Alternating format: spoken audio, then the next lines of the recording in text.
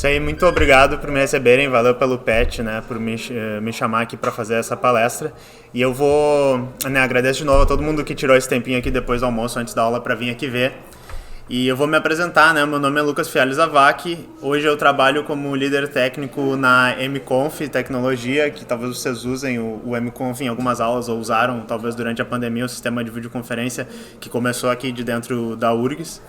Eu sou um dos fundadores do Hackerspace Math Hackers aqui em Porto Alegre, né, um espaço que já tem mais de 10 anos aqui.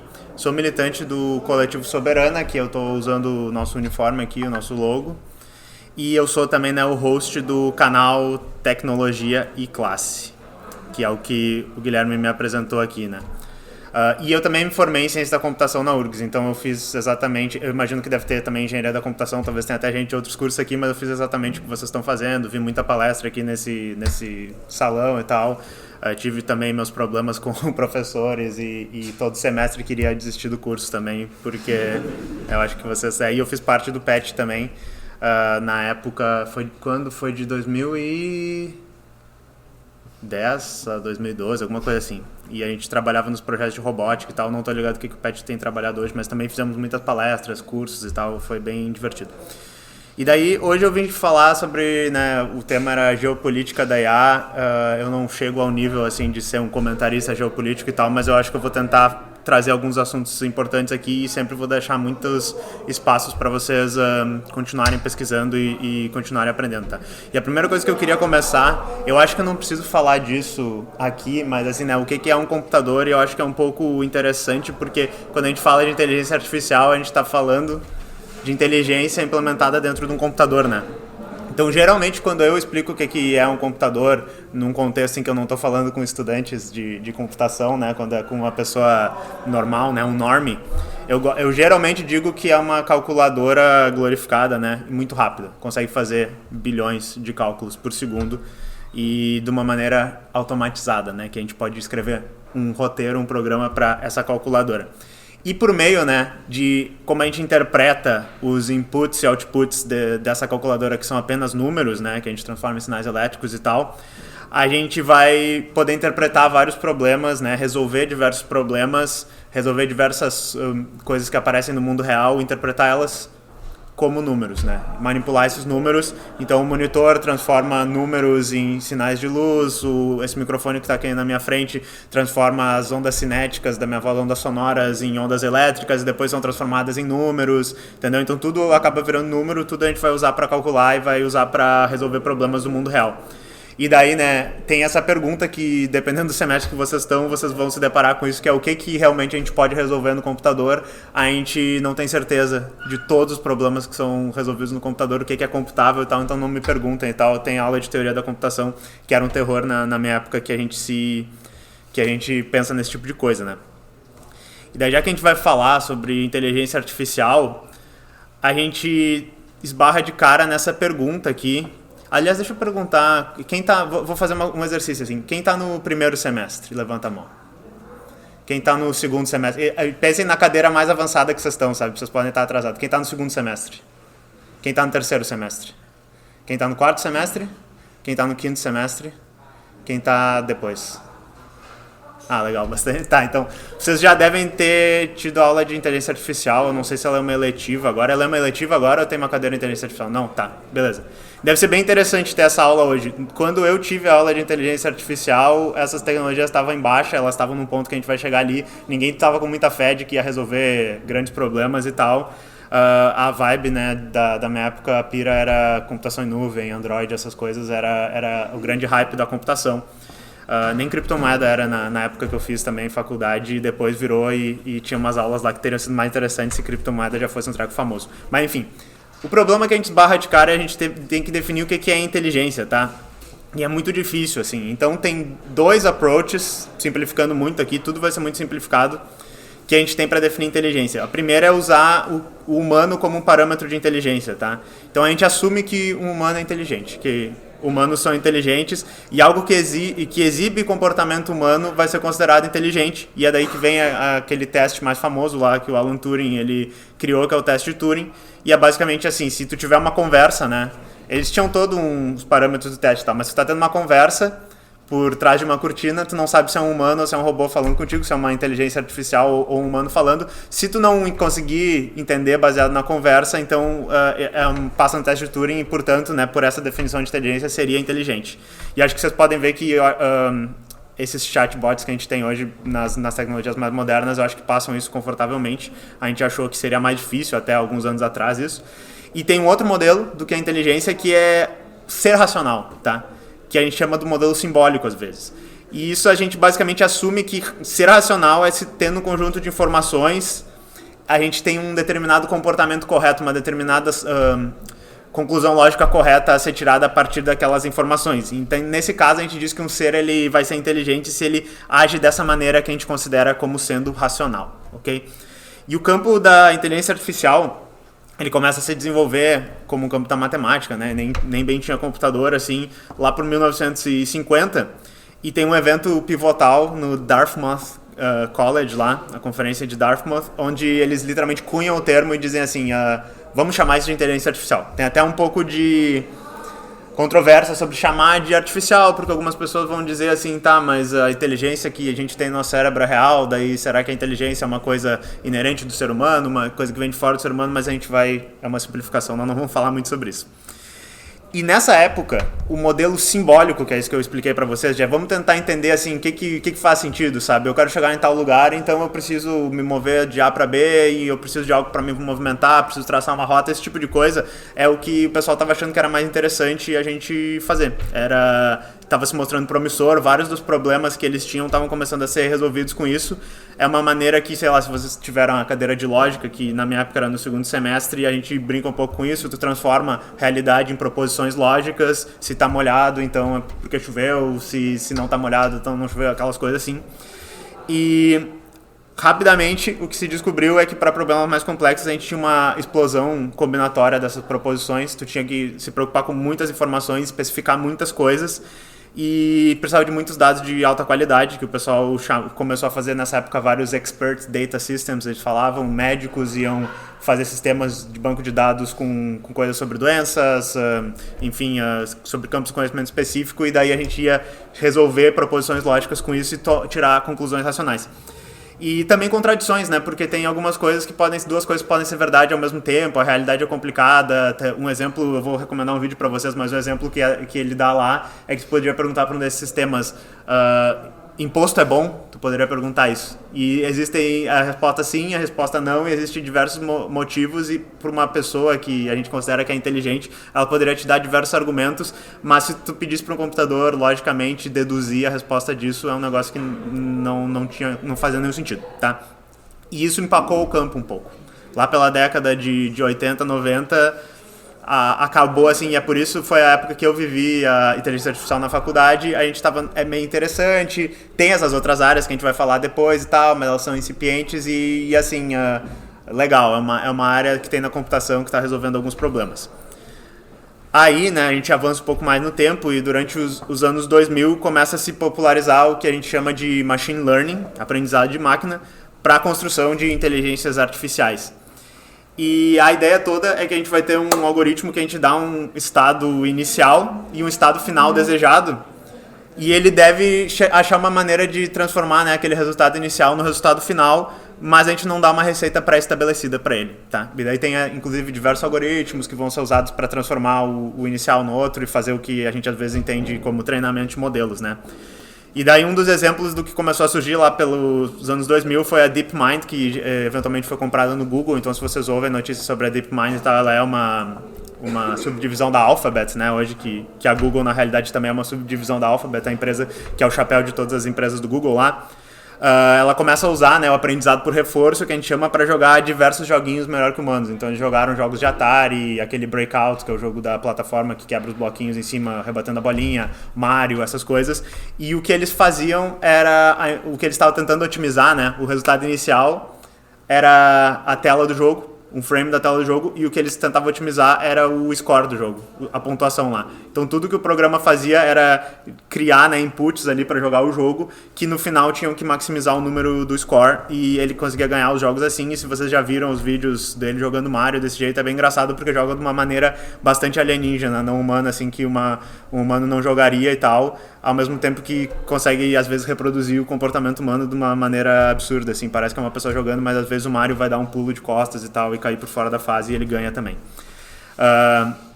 E esse tipo de aprendizado, ele geralmente é implementado com o uso do que a gente chama redes neurais, que, enfim, tudo eu não consigo entrar em detalhes aqui, cada coisa poderia ser um livro dessas coisas aqui, mas é uma maneira de modelar esse tipo de sistema como se fossem neurônios mesmo, inspirado nos neurônios humanos, tá?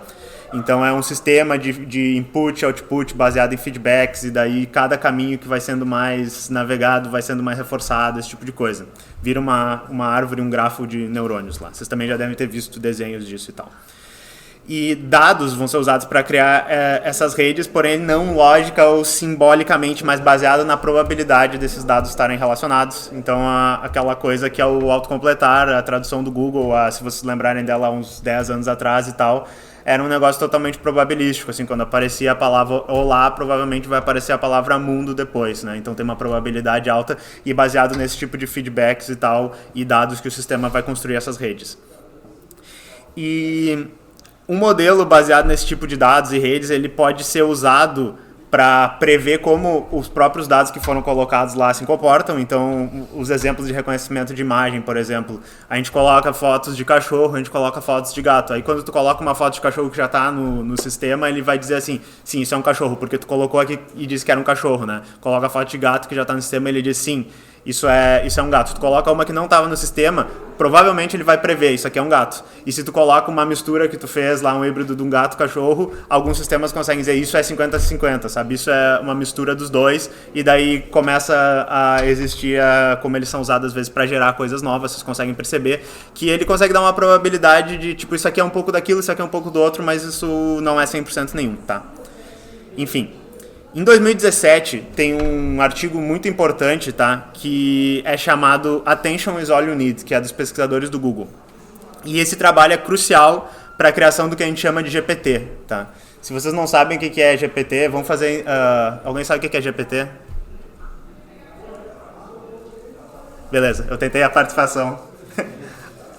Eu não sei se vocês iam gritar e tal, mas vocês sabem. Generative Pre-trained Transformers, tá? E o T, que é o Transformer, é o que eles inventaram nesse artigo aí. É basicamente, também não vou entrar em detalhes, uma maneira da gente prestar mais atenção em partes que são mais importantes eles estão falando de geração de texto, né? Do teu texto, para otimizar os processos de treinamento e também inferência, que é quando esse modelo está gerando as respostas para a gente.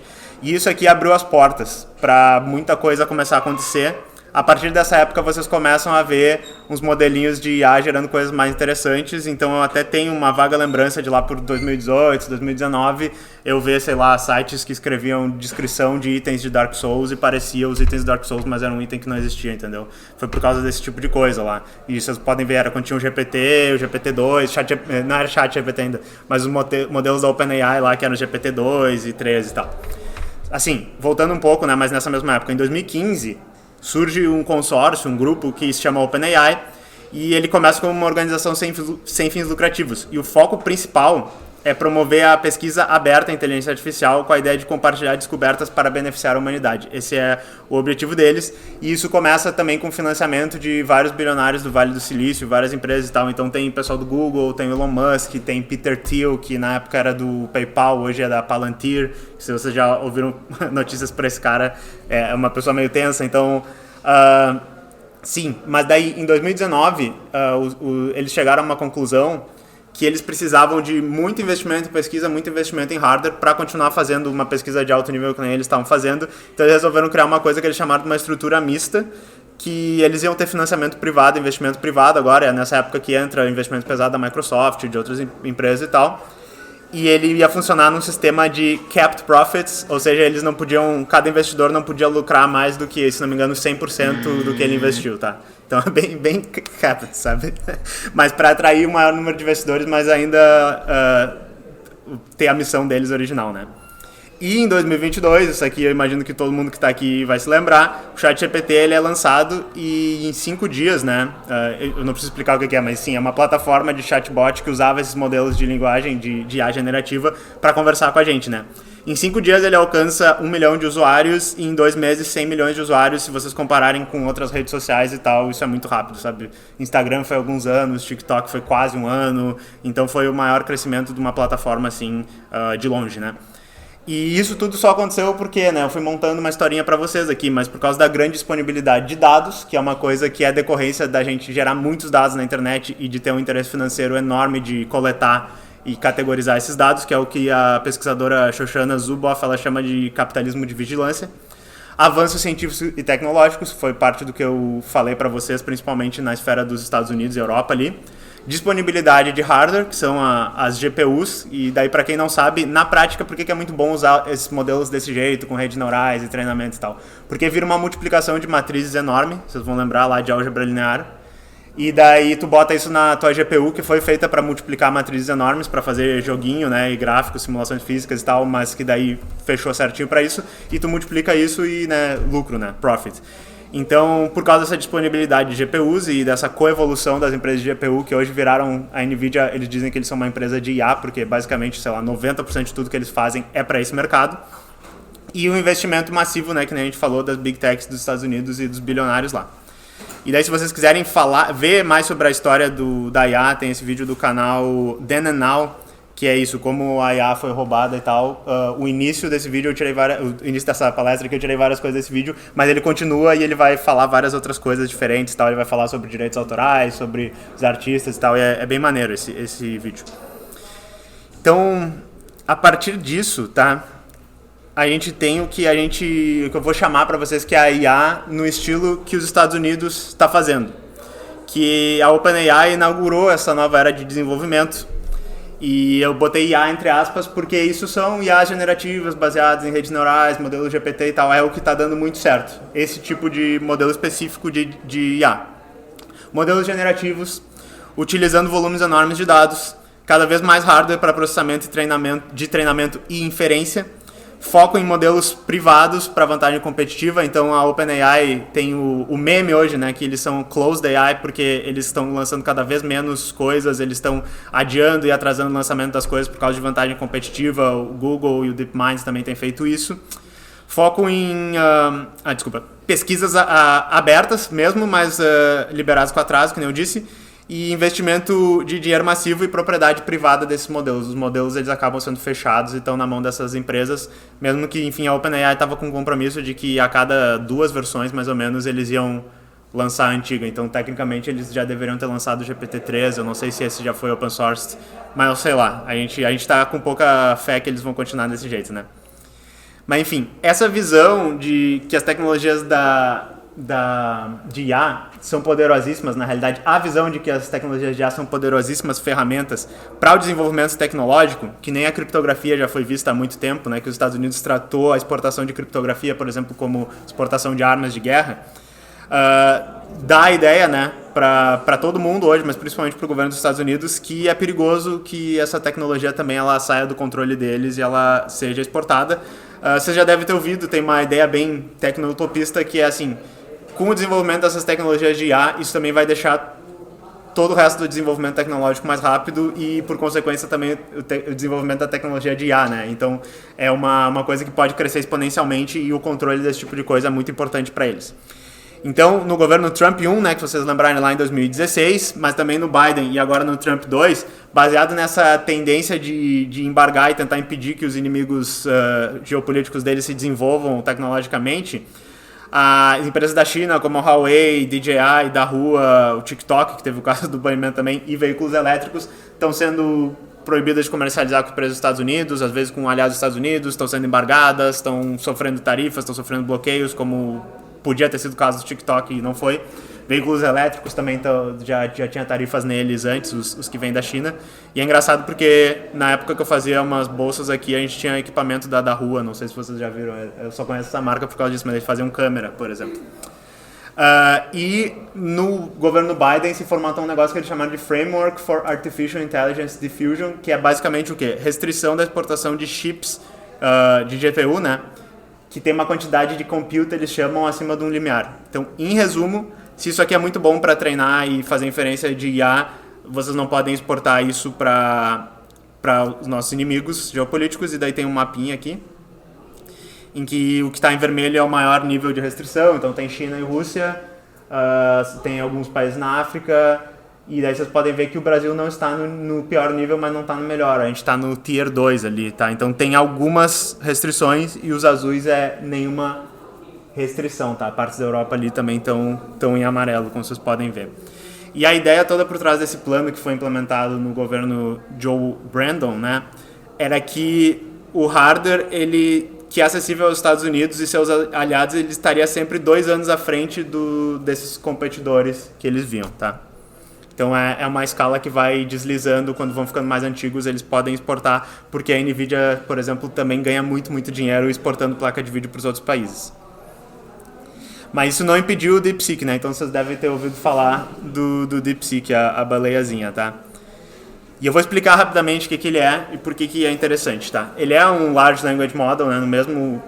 Da mesma maneira que o ChatGPT e os outros, que é baseado numa coisa que a gente chama Mixture of Experts. Então, basicamente, ele é como se tivesse vários submodelos lá dentro, vários módulos que são bons em algumas coisas especificamente, e daí ele vai ativar eles dependendo do que está sendo perguntado. Não é o primeiro modelo a fazer isso, tem outros que já faziam isso também. E ele tem a habilidade de raciocínio. Eu não tô ligado se esse é o primeiro modelo a ter raciocínio, até acho que não, tá? E tá entre aspas, já vou explicar o que é raciocínio. E uma performance similar, ou às vezes superior, com os modelos do ChatGPT na época, né? Era o O1, a época, o início do ano. Isso aqui evoluiu muito rápido. E o Gemini que tinha no início do ano também. Agora já tem uns Geminis mais avançados, né?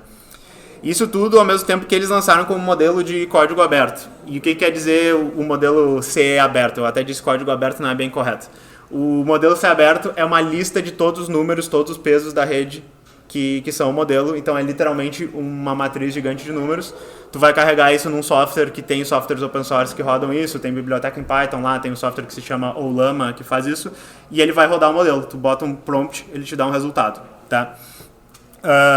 Geralmente, algumas definições do que é modelo e código 100% aberto, tu tem que ter todo o código usado para treinamento, todo o tipo de código que foi usado na pesquisa. Eles não lançaram exatamente isso, mas eles lançaram um artigo explicando tudo e vários códigos juntos, tá? Então, dos modelos abertos, assim, é um dos que são mais abertos, porque essa definição que eu coloquei é uma que também a maioria das empresas não segue por motivos que eu falei antes, né? Então ela está disponível para ser analisada, estudada, adaptada por outras empresas entusiastas da área, e foi o que começou a acontecer a partir dali de janeiro desse ano, quando rolou o lançamento. E também tem outros modelos do Facebook e o Ollama também que são abertos e tal, e os da Mistral, tá? E ele foi criado, interessante que ele foi criado por uma startup financeira na China, que eles fazem análise de risco, análise de mercado financeiro, e porque eles estavam com muitas placas de vídeo sobrando, inclusive placas de vídeo que já estavam um pouco defasadas perto da questão do mercado, eles resolveram fazer um spin-off, pegar alunos de faculdades da China, pegar um pessoal bom ali da empresa e dizer, faça alguma coisa de IA com isso e vejam o que vocês conseguem, tá? E coisas que foram interessantes para isso também. O custo de processamento do modelo DeepSeek é muito menor, tá? Ele é mais rápido com o mesmo equipamento ou com menos equipamento para a mesma performance. O custo de chamadas de API, se vocês pagam o ChatGPT versus pagar o DeepSeek, na época que eu peguei isso, que era mais no início do ano, tá? Eu não lembro, tem que comparar de novo com os modelos mais modernos agora. Mas quando foi lançado, 96% mais barato, basicamente 20 vezes mais barato do que um competidor da OpenAI. E se vocês verem o que a OpenAI acabou fazendo nas semanas depois para competir foi lançar aquele Mini, que era um pouco mais fraquinho, e ele era mais ou menos 2 vezes mais caro que o DeepSeek. Então eles abaixaram um monte o custo e deram um modelo mais baratinho para as pessoas poderem para poder competir, dizer, usem o nosso e não o da China, né? E outra coisa que é controversa e que chama muita atenção é que eles disseram que eles gastaram 6 milhões de dólares para fazer o processo de treinamento, tá? E esse custo ele é o que? É hardware / processamento e energia elétrica que eles usam para isso. E para comparação, o GPT-4, né, o ChatGPT-4 é estimado ter custado entre 41 e 78 milhões, embora o Sam Altman, eu já vi entrevista que ele fala, antes quando não ficava feio, digamos, dizer que era muito mais caro, era legal dizer, olha quanto dinheiro a gente está colocando nisso. Então eu já vi ele falando 100 milhões e tal. É que depende do que eles colocam como custo. Se o custo da pessoa que trabalhou está colocado e tal. Mesma coisa para o DeepSeek também, tá? O Elon Musk, há um tempo atrás, também tinha anunciado o data center para o treinamento do Grok e eles disseram com orgulho, vai custar 4 bilhões de hardware para fazer isso aqui. O projeto Stargate dos Estados Unidos é um projeto de subsídio de desenvolvimento tecnológico de IA lá nos Estados Unidos, prometeu 500 bilhões para o setor de IA. Então, muito se falou desse preço aí e de ser aberto e todas essas coisas, e isso que levou um certo pânico e uma queda nos mercados dos Estados Unidos na época que isso foi colocado, porque, enfim, a sensação que se tinha na época é que talvez o modelo dos Estados Unidos, que eu meio que descrevi para vocês, não vá ser o modelo mais aceito. Talvez no futuro a gente tenha várias universidades e países que não têm todo esse investimento tecnológico e todo esse fechamento que tem da tecnologia nos Estados Unidos, também vão estar desenvolvendo seus próprios modelos baseados nesse tipo de coisa. Então, para que os investidores vão estar jogando dinheiro a fundo perdido lá para tentar desenvolver essa coisa nos Estados Unidos se está tão diluída a tecnologia? Já voltou, tá? Porque o mercado de IA é muito hype, muita bolha e tal, mas na época foi isso que deu uma leve estouradinha, uma leve espremidinha na bolha, tá? E assim, muito se falou que esse custo ele pode estar sendo subsidiado pelo governo da China ou pela empresa em outros lugares. Dizem que eles têm acesso... outra coisa que eu esqueci de dizer. Eles não tinham acesso, que nem eu disse, às GPUs mais modernas. Também isso é outra coisa. Então eles fizeram isso com GPUs mais antigas e com acesso a menos tecnologia que os Estados Unidos. Ou seja, aquele plano ali que eu falei dos Estados Unidos, ele meio que não deu certo. Talvez até tenha saído pela culatra, porque eles foram obrigados a fazer uma coisa um pouco diferente, olhar para um caminho diferente, né? Mas enfim, tem essas dúvidas aí sobre isso, mas os modelos estão abertos, o pessoal deu uma olhada e tem usado já, e enfim, isso foi quase um ataque que se fez para tentar desacreditar o DeepSeek, mas o negócio a princípio é sólido, né? E uma coisa muito legal que eles trouxeram, que de novo, não foi eles que inventaram isso, mas tem o paper, e é um paper bem legal e relativamente simples de ler se vocês se interessam pelo campo, é que eles explicam como é que eles treinaram o modelo para fazer o raciocínio. Porque o que é o raciocínio, tá? O raciocínio é basicamente um modelo, antes de te responder, conversando com ele mesmo. Vocês já devem, eu estou falando coisas que talvez vocês já tenham visto, já tenham usado, porque vários outros têm também. Ele conversa um pouco consigo mesmo ali, para gerar um resultado melhor. É quase como antes tu tinha que fazer um prompt que explicava e dava vários detalhes e tal, e se vocês veem o raciocínio que o DeepSeek e os outros modelos fazem agora, ele fica, a pessoa me pediu para escrever um texto sobre isso, mas o que é isso? Isso é tal coisa. E quais são os pontos importantes a se colocar dentro do texto? Isso. Isso aqui seria uma coisa para ver, não sei o que. Daí ele monta todo meio que um plano, uma discussão, e quando ele te gera a resposta, sai aquela resposta que antes a gente precisava daqueles prompts super bem feitos, né? E a maneira que eles fizeram para treinar um modelo que faz isso foi o uso de dados sintéticos, que eles chamam. Que são esses dados? Eles usaram outros modelos, tanto alguns modelos chineses que eles tinham lá, quanto alguns modelos abertos da Ollama, né? do Facebook, quanto talvez algumas acusações que teriam usados da OpenAI, que daí eles disseram assim, mas usaram nossos dados para treinar esse modelo. Não vou nem entrar em por que isso é engraçado a OpenAI reclamar disso. E daí eles davam problemas, davam respostas e diziam para os modelos, construa o raciocínio disso, e usavam isso como o treinamento, sabe? Era basicamente assim, para escrever esse programa em Python, aqui está o prompt do programa, aqui está o programa, mas qual é o plano? Como é que tu faria o raciocínio para isso? E daí isso foi usado como treinamento, tá? E daí por isso que eles geraram um modelo que conseguia fazer isso.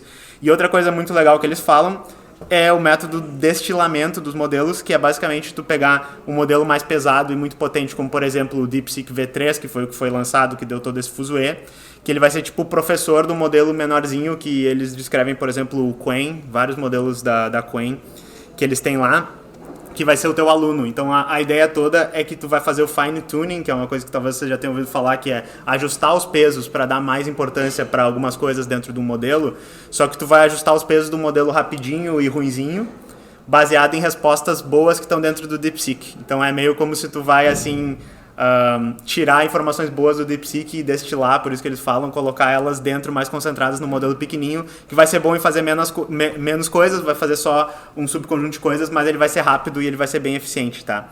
E daí uma coisa legal do DeepSeek, que não se falou muito na época, mas que também foi foda, é que eles explicaram como eles fizeram isso e lançaram os DeepSeeks destilados dentro do Qwen. E isso aqui é um método que, por exemplo, vocês podem usar e tal, para fazer treinamento de modelos específicos e tal, vocês não precisam de tanto hardware, não sei quanto hardware precisa, mas precisa de menos, tá? Como é que tá de tempo, só para eu saber, que eu quero que tenha perguntas? 31 minutos. 31 minutos de palestra, eu tenho mais 20 então? Mais 15. Tá, mais 15. Tá, beleza. Então, assim, e daí o contra-ataque dos Estados Unidos contra isso que aconteceu, vocês já devem ter visto, né? Tem o Trump aqui com essa tabela de tarifas comicamente grande, né? E, enfim, já parou, ele já desistiu das tarifas, mas a ideia toda é que ele queria tarifar não só a China, mas o alvo era a China, porque o plano era que realmente os países colocassem tarifas recíprocas, a China tarifasse os Estados Unidos, os países, todo mundo um tarifa o outro e tal, e isso ia isolar a China dos seus parceiros comerciais, tá?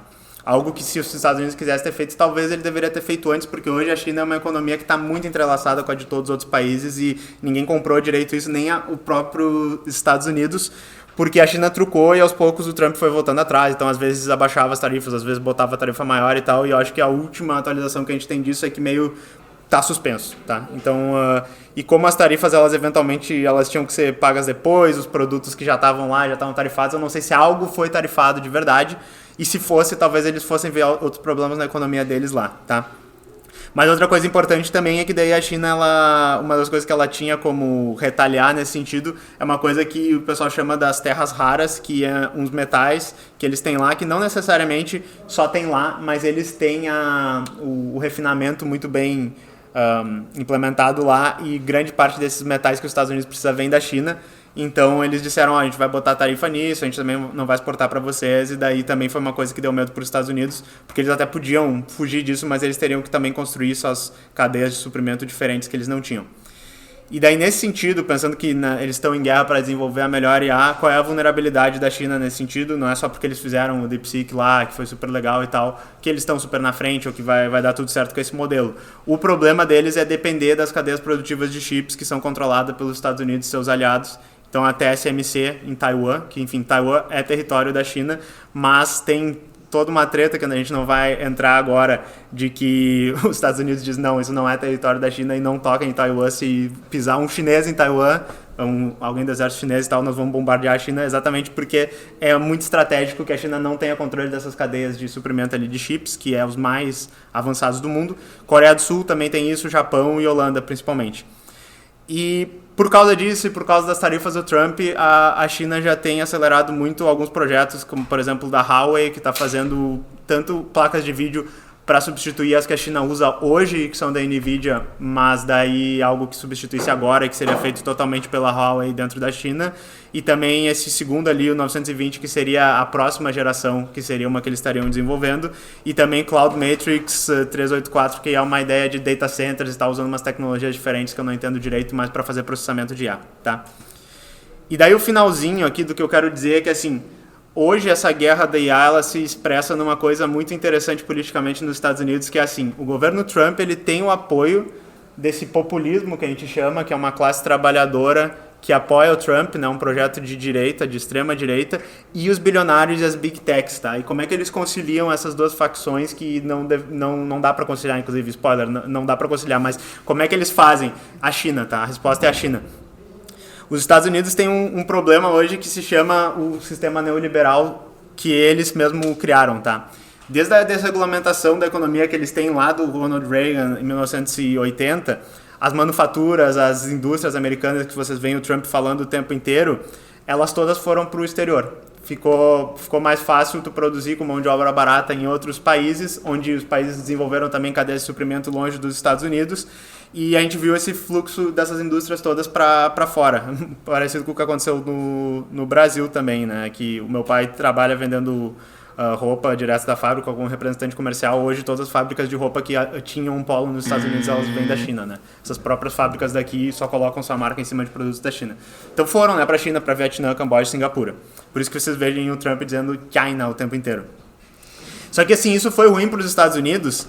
Não necessariamente, porque o que explica isso é uma coisa que a gente chama de teoria marxista da dependência, tá? Desculpa por botar a palavra com X ali no meio. Mas em resumo, nós vendemos café in natura, né? A gente vende grão de café e compra iPhone, e o café é baratinho e o iPhone é caro. Eles vendem iPhone e tomam o melhor café do mundo. E a gente toma café com gosto florestal e café ruim, tá? Porque a nossa economia não desenvolveu essas indústrias de alto valor, essas indústrias tecnológicas, essas indústrias que poderiam estar permitindo uma maior vazão de capital pra gente. E por que chama a teoria marxista da dependência? Porque ela explica mais ou menos como os países que estão no topo se mantêm no topo. Eles desenvolvem essas tecnologias e a gente não consegue. É um projeto político que a gente não consegue desenvolver essas tecnologias aqui, fazer esse desenvolvimento que a gente fala às vezes. Só que assim, eu disse que isso é um problema agora para os Estados Unidos, né? Porque eles podem até vender o iPhone, mas quem fabrica o iPhone é o chinês e quem tem o expertise agora e as cadeias de produção e os produtos chegando lá de uma maneira fácil, a logística que a gente chama, é a China. E eles recebem numa moeda desvalorizada em relação ao dólar, o que permite que eles recebam muito comparado com quanto eles estão... os Estados Unidos está pagando e permitia para os Estados Unidos pagar muito pouco, né? Mas daí isso gera um problema que vocês vão até ouvir da boca do J.D. Vance, o vice-presidente do Trump, lá eu botei um vídeo falando sobre isso ali depois, a criação do que eles chamaram do Designed in California / Made in China. Então ficava feio dizer que o iPhone era feito na China e daí dizer, não, peraí, ele foi feito na Califórnia, na realidade, o chinês ele só montou, né, o negócio. Só que acontece que a China ela soube aproveitar essa situação a seu favor e fez o que a gente chama da transferência tecnológica na marra. Eles aprenderam a fazer essas tecnologias, eles desenvolveram a logística, as cadeias de produção dentro do país, nos países aliados ali perto. E agora o produto chinês ele não é mais sinônimo do Xing Ling, que o pessoal fala que é a cópia de baixa qualidade. Eles estão conseguindo criar tecnologias que estão pau a pau com os Estados Unidos. E daí a desindustrialização dos Estados Unidos, ela acaba ficando como culpa de quem? Ela vai ser culpa dos industriais que lucraram muito com a destruição da classe média deles lá, botando as indústrias para onde era mais barato fazer e cobrando caro dos produtos, acabando com o bem-estar social lá dos Estados Unidos, para que ao invés de tu ter transporte público, tu usasse Uber, para todo esse tipo de coisa. Não, a culpa é da China e a culpa também é dos imigrantes, né? Foram eles que estão destruindo o sonho americano. E daí, obviamente, a gente não pode tirar o racismo, a xenofobia, o orientalismo, que é essa sensação de imaginar que os povos do Oriente eles são diferentes, eles não são bem humanos, eles têm práticas que a gente não entende direito e tal. Isso é o temperinho, né, que deixa o negócio, o caldo todo mais saboroso lá nos Estados Unidos. E ao mesmo tempo que a gente tem isso, a gente tem as Big Techs se acomodando ao lado do Trump e buscando vantagens, subsídios. A gente falou de todos esses programas de investimento em IA, a gente falou de todos esses bloqueios dos outros países. Isso beneficia as empresas dos Estados Unidos. Elas estão se posicionando como se elas vão ser tipo assim, as joias da coroa tecnológica dos Estados Unidos. Vocês têm que cuidar das nossas empresas, porque senão a China malvadona vai ganhar disso também. E daí tem essa foto famosa aqui, que é né, Mark Zuckerberg, Jeff Bezos, Sundar Pichai do Google, Elon Musk ali visto sugando a alma dessa pessoa, tá vendo? Enfim, e ali o J.D. Vance, o vice-presidente dos Estados Unidos, isso é a inauguração do Trump, né? E essa é a fina corda bamba que equilibra essa coalizão de bilionários, big techs e trabalhadores na chapa do Trump e do J.D. Vance. O J.D. Vance é um cara muito interessante, que é o vice do Trump, acho que ele aparece nesse vídeo aqui embaixo, então eu vou deixar a foto dele. Esse aqui, né? Ele é muito interessante porque, como a maioria dos republicanos dos Estados Unidos, ele se vende como aquele cara que é do interiorzão, de uma família pobre, e ele entende o povo versus o pessoal da Califórnia, as elites de lá que tomam Starbucks e comem abacate com torrada e tal. Ele entende o povo, só que ele é um cara que realmente cresceu nisso, mas ele fez faculdade de elite e ele trabalhou como advogado, como muito próximo do pessoal das Big Techs, tá? E a campanha dele para deputado lá e para o Congresso, né, antes dele virar o vice do Trump, foi financiada pelo Peter Thiel, que é esse cara do PayPal, um dos grandes bilionários do Vale do Silício e tal. Então, na realidade, essa contradição é literalmente ele diz assim, nós vamos ajudar a classe trabalhadora mais precarizada do interiorzão e tal. Tem esse discurso anti-imigrante, esse discurso racista para se aproveitar disso, mas ele é também né, super faixa de todo mundo das Big Techs, ele cresceu nesse mundo, ele é desse mundo, sabe? Então esse cara ele é mais importante do que parece, não é só o meme de que parece que ele usa delineador no olho e tal, é bem engraçado. Então, coisas pra gente discutir que eu não vou falar, mas que daí depois a gente pode pensar. Qual é o papel do Brasil nessa disputa? Modelos abertos, quão interessante é isso, mas como é que a gente usa modelos abertos se a gente não tem tanto acesso a hardware e recursos naturais, que vocês viram que é uma grande parte dessa discussão, e também a fragmentação da internet, do acesso à informação livre e tal, que é uma coisa que já está começando a acontecer, com os Estados Unidos querendo banir isso aqui, a própria China tem todo o banimento das plataformas dos Estados Unidos lá, a gente pode discutir sobre o que é isso, mas enfim, coisas para a gente pensar, tá pessoal? Espero que vocês tenham gostado, eu vou tentar deixar um tempo para a gente conversar. Muito obrigado.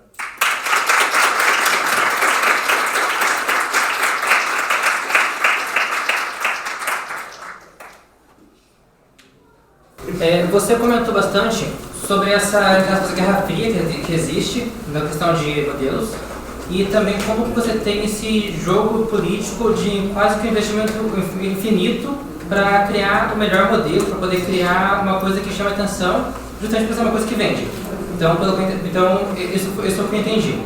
E a gente vê também muito com o hype disso aí, com o que isso gerou, esse tipo de modelo, uma invasão de muitos espaços da internet por robôs automatizados, por coisas que, enfim, informações que não necessariamente são verdadeiras, mas que você consegue manipular no discurso.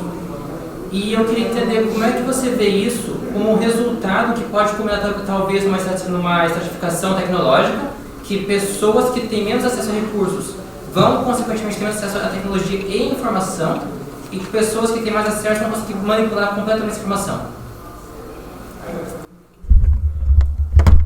Eu adorei a análise, porque eu acho que isso é algo que, em geral, eu estou vendo e já tenho falado um pouco, porque é basicamente isso, assim, se vocês têm qualquer tipo de site ou plataforma que vocês hospedam na internet e vocês forem dar uma olhada no quem está acessando o site de vocês, eu tenho alguns sites e agora, sei lá, 90% do tráfego é robô, mesmo eu tentando bloquear eles e tal, muitos e robô scraping para gerar modelos de IA. Mesmo tu bloqueando eles, pedindo e depois bloqueando, eles criam vários fakes, né? Eles entram de maneira ali e para roubar o conteúdo dos nossos sites. E realmente isso está pintando um modelo da internet que eu acho que a gente já está começando a ver, em que o conteúdo orgânico gerado por humanos, ele é cada vez menos proeminente e o conteúdo gerado por IA, mesmo aquelas coisas que não valem muito, que a gente chama do slop de IA, né, que é aquele spam de IA, ele começa a aparecer por toda a internet. E eu acho que faz sentido isso que você está falando, porque assim, a internet ela está cada vez mais difícil de achar esse conteúdo exato que a gente quer só achando ele. A gente vai ir para um modelo e a gente vai perguntar e o modelo vai nos ajudar. Quantos de vocês talvez já façam, ao invés de busca, vocês vão pedir as coisas nos modelos de ChatGPT? Isso é muito ruim, que nem tu disse, porque pode causar uma estratificação do conhecimento, porque por enquanto eu acho, né, que está extremamente subsidiado, essas empresas elas querem que a gente use para valorizar, não necessariamente estão cobrando nada, mas no momento que tiver qualquer custo ou tiver qualquer tipo de limitação ou manipulação, a gente perdeu muito da internet livre como ela era antes e da maneira como a gente fazia as coisas antes. Eu acho que vocês têm a idade para lembrar bastante de como era a internet antes. Se vier uma próxima geração, talvez não lembre. E a gente vai perder acesso a essas informações que foram construídas a duras penas, muitos anos de pessoas compartilhando conteúdo, e a gente vai ter que ter acesso nessas ferramentas aí. Se a gente não construir, digamos, uma alternativa para isso que seja totalmente aberta, nem que seja os modelos, ou tentar preservar essa internet, pode ser que a gente tenha essa divisão em que as pessoas que têm grana podem não tanto manipular, criar essas realidades aí, quanto talvez usar esses modelos para achar o que é mais interessante no mar de vômito da internet e tal, e os modelos que a gente vai ter acesso vão ser inúteis, sabe? Eu acho que é uma preocupação super válida e eu tenho ela também. Espero que tenha respondido. Obrigado. Tu mencionou, falando da DeepSeek, da OpenAI, que tipo, tem a questão da OpenAI pegar dados de outros lugares e não ser extremamente ético, e que daí eles estavam com problemas da DeepSeek pegar também dados deles. Mas isso é em questão das empresas, de coisas maiores. Mas tipo, a gente usuário, assim, a gente tem que se preocupar bastante com os dados que a gente coloca dentro das IAs. Como é que é, tipo, a DeepSeek ser da China? O pessoal tem esse medo, tipo, a China vai roubar nossos dados. Como é que é isso aí? Então, a primeira parte da pergunta que eu acho que é interessante é que, assim, eu sempre fui um entusiasta do conhecimento livre, pirataria, compartilhamento, essas coisas. Então, quando eu falo, por exemplo, as empresas de IA roubaram todo o conteúdo da internet para criar esse modelo, às vezes as pessoas dizem, mas te peguei na contradição aí, porque você queria roubar todas as coisas, queria que as universidades tivessem todos os artigos de graça, mas essa empresa bilionária que está ganhando muito dinheiro para construir um produto que vai ser fechado deles não pode fazer isso bem. Eu respondi já a pergunta dizendo isso. O problema todo é que eles estão usando esses nossos dados para construir esses produtos e que nem um amigo ali falou antes, isso não necessariamente é bom para a reprodução do conhecimento a partir de agora na internet e para o nosso discurso da internet, tá? E essa pergunta de que será que eles estão usando os dados que a gente coloca lá para treinar, com certeza. Não sei aqui quanto disso é usado, mas eu acho que sim, e está tudo nos contratos, se vocês derem uma lida nos termos quando vocês usam esses produtos. E imagino que a DeepSeek faz a mesma coisa. Mas tem também, que nem eu disse, meio que uma xenofobia leve, uma sinofobia leve, que é o preconceito contra chineses especificamente, de que as pessoas dizem, mas a China é única no roubo que eles fazem, pois eles são um país malvado, autoritário e tal. E a primeira coisa que eu digo é que o que é interessante do DeepSeek, que nem tem outros modelos que também são feitos pelos Estados Unidos que são abertos, é ele ser aberto, tá? Então, você pode rodar o DeepSeek lá no Olama, que é um softwarezinho que vocês podem baixar no computador de vocês, com o cabo de rede desligado, ele não está mandando dado para nenhum lugar, ele não está processando nada. Tá, então, nesse sentido, tem isso. Então, acho que todas as empresas vão fazer isso. E o que seria mais interessante, se a gente quer pensar, é como é que a gente poderia construir uma realidade em que isso não fosse feito por todas as empresas, a gente pudesse impedir eles ou criar os nossos modelos que não são assim, sabe? Mas o modelo hoje é roubar todos os nossos dados. Acho que eu queria dizer tanto a DeepSeek quanto os outros. Eu tenho uma pergunta também. Eu tenho a impressão que atualmente a IA ainda é um negócio que, tá bem acessível, de certa forma é gratuito, porque eles ainda estão nessa corrida de tentar assumir um mercado grande de usuários, né? Mas em algum momento, quando eles começarem a tentar ganhar realmente dinheiro disso, como é que tu acha que isso vai mudar a maneira que as pessoas interagem com IA? Tu acha que eles vão começar a cobrar bastante, assim, para usar coisas como o ChatGPT? Como que vai ser isso? Não sei direito, eu acho que várias das coisas que eu falei, que vocês mesmos falaram, sugerem algumas das ideias que pode ter nesse sentido, tá? Uma das coisas que eu estou pensando, porque eu trabalho, né, como desenvolvedor de software no meu dia a dia. E uma coisa que desenvolvedor de software, designers, todos os tipos de empregos que geram coisas no computador estão notando, é que a gente está ficando dependente dessas ferramentas, porque é aquela coisa assim, se é mais produtivo e mais rápido tu usar essas ferramentas, é o que acaba sendo esperado, né? É o trabalho social médio para fazer um programa diminuiu. Tu precisa usar essas coisas, é esperado de ti que tu use. E muita gente no campo de desenvolvimento trabalha PJ e tal, não trabalha necessariamente de carteira assinada, ou seja, essas ferramentas, eles mesmos compram essas ferramentas, têm acesso para esse tipo de coisa, e daí tá chegando um ponto que talvez, sei lá, a pessoa que usa o ChatGPT raiz para gerar uma coisinha ou outra, uma imagem, não é deles que a gente vai tirar muita grana, mas é da pessoa que depende disso para trabalhar. Talvez as empresas de IA comecem a farmar o desenvolvedor mesmo. A gente está pagando para trabalhar e, enfim, se a gente continuar ganhando bem, a gente vai ser um X% do nosso salário que está saindo, mas essas mesmas ferramentas estão também diminuindo a nossa oportunidade de trabalho e diminuindo o quanto a gente recebe. Tem vários motivos por causa disso, não vou entrar. Então isso pode ser um dos pontos também. Eles só vão aumentar um pouquinho das taxas de quem ficar muito dependente disso. Se vocês pensarem em agências, empresas que vão estar contratando muito também, é isso aí. E também ganhar dinheiro botando outras coisas, manipulação dentro, propaganda, colaboração com outras empresas e tal, todo esse tipo de coisa também dá muita grana, né? As informações da gente. Então tem essas possibilidades aí que eles podem ganhar muita grana. Mas com a geopolítica e questão de guerra e outras coisas, pode ser que a gente também perca acesso a essas ferramentas. Tem outra coisa.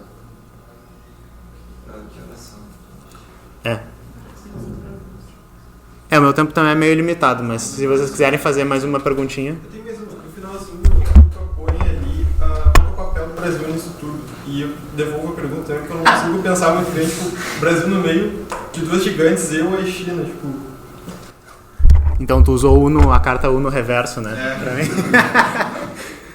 Eu não sei direito, tá? E a perspectiva não é muito boa, porque o que eu tenho visto do desenvolvimento tecnológico no governo Lula agora tem um discurso bom de investimento tecnológico e de vamos fazer, não sei o que, desenvolver, mas a prática não está sendo tão boa, que tem aquele negócio tem o negócio de trazer os data centers das big techs agora, que seria uma isenção de impostos para elas e com uma contrapartida de que 10% dos data centers seriam usados para o que a gente faz e também um porcentagem lá ia ser direcionado para desenvolvimento tecnológico. Não é a mesma coisa que a China fez, por exemplo, para se desenvolver, que foi na marra pegar toda essa tecnologia e dizer o que vocês vão fazer, vamos boicotar, a gente só vai parar de produzir então os iPhones de vocês.